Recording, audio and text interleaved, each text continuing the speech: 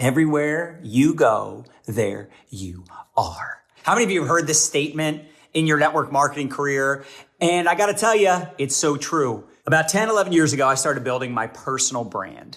I started learning attraction marketing, how to build a following, build community, building relationships. I was already building relationships offline. I was already building relationships, staying in touch with people through phone calls, text messages, going out to lunch, going out to dinner, just getting with people, because I knew that the longevity of my network marketing career was going to boil down to my network. Your network determines your net worth. We've all heard this. Your network determines your net worth. Who are you spending time with?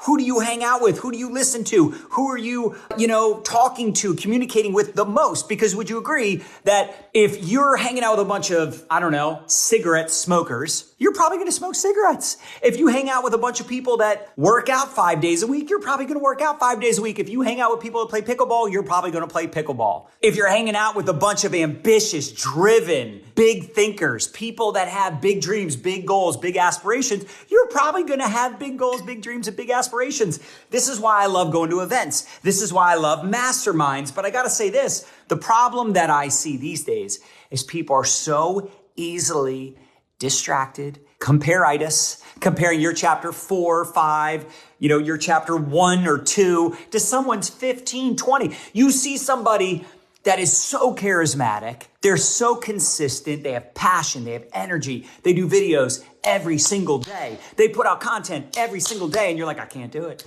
That would be like a 7-year-old that just started playing baseball. So if a 7-year-old compares himself to a 17-year-old, again, he's probably going to feel like a freaking loser. So you got to be very careful not to compare your chapter 1, 2, 3, 4, 5, 6 to someone else's 12, 15, 20. Social media has pros and cons. You can get a lot of great ideas, inspiration. You can model what other successful people are doing on TikTok, Facebook, Instagram, maybe inside your network marketing company. You're following the top recruiters. You're following the top earners. You're following the top sellers, the people that are really crushing it. They're generating leads and sales all day, every day. And you see their content, and you could look at it two ways. You could look at it as inspiration or encouragement or discouragement, sadness, frustration, like I suck. Yeah, that person also sucked in the beginning. In the beginning, we all suck. Embrace the suck. You're going to keep doing the work, the stuff, the tasks, those income producing activities, the videos, the follow-ups, the messages. You're going to keep doing that stuff until you suck less. And I think so many of us, we get really excited. We come out of an event, we get off a call, a Zoom, we watch a video like this, we get so fired up, I'm gonna do this, I'm gonna do that. And then you go and do those things for about 5 minutes or maybe even 5 days, maybe even 5 weeks. But then after 5 weeks, you're like, I'm not converting. I'm not getting results. I'm not growing. I'm not rank advancing. All these other people, this is what people say, all these other people are crushing it, but I'm not. And it's so funny because it's like, listen, of course we're going to edify and recognize the people that are crushing it because they deserve it.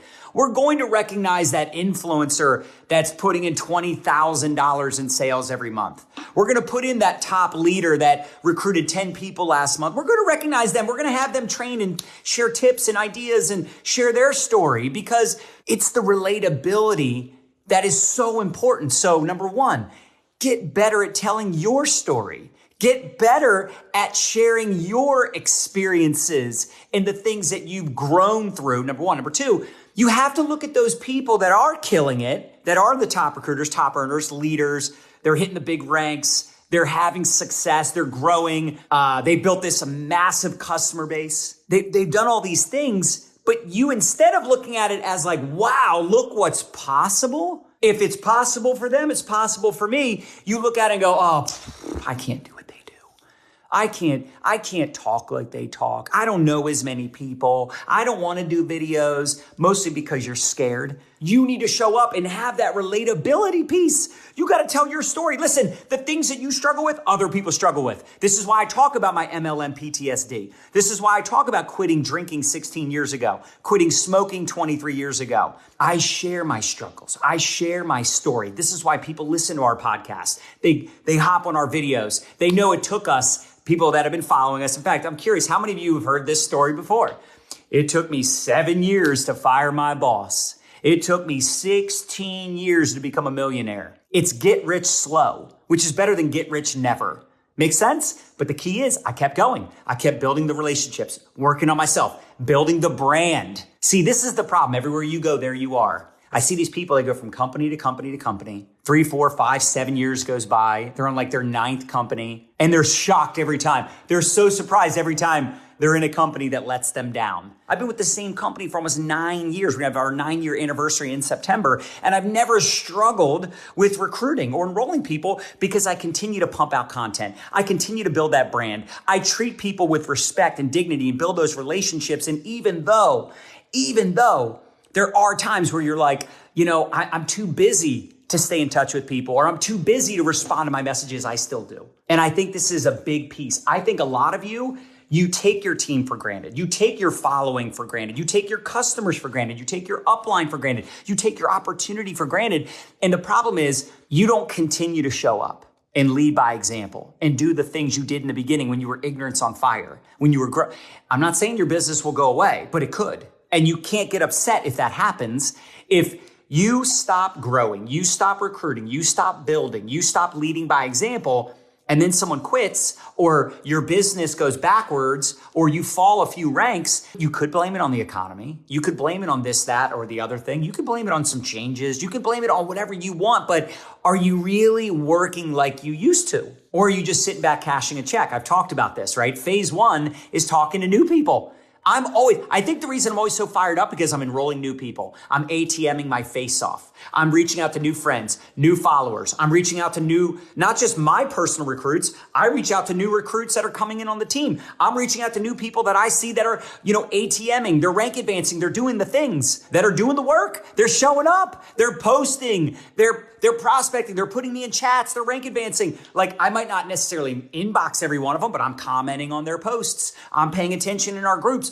Who's doing the work? Who is showing up? And you should be doing this too. You should absolutely be paying attention to the people that are paying attention to you, not just on your team, not just your customers, but also on your social media. Who's watching your stories? Who's engaging on your posts? Are you reaching out to them? Hey, thanks for the love. What have you been up to? Hey, I saw, you posted on a couple of my videos and, I didn't get a chance to respond, but I just wanted to say, hey, thanks for the support. I appreciate it. What are you up to these days? How's the family? How's business? Like building real relationships. You can't automate this, by the way. You cannot automate relationship building. You cannot automate the rapport building and staying in touch with people. I know ChatGPT is amazing. I promote this probably more than just about anybody. I think you should leverage that for your content creation, maybe even for scripts, maybe for whatever you want it to do, whatever you need help with. ChatGPT is an amazing tool. But when you start using like bots,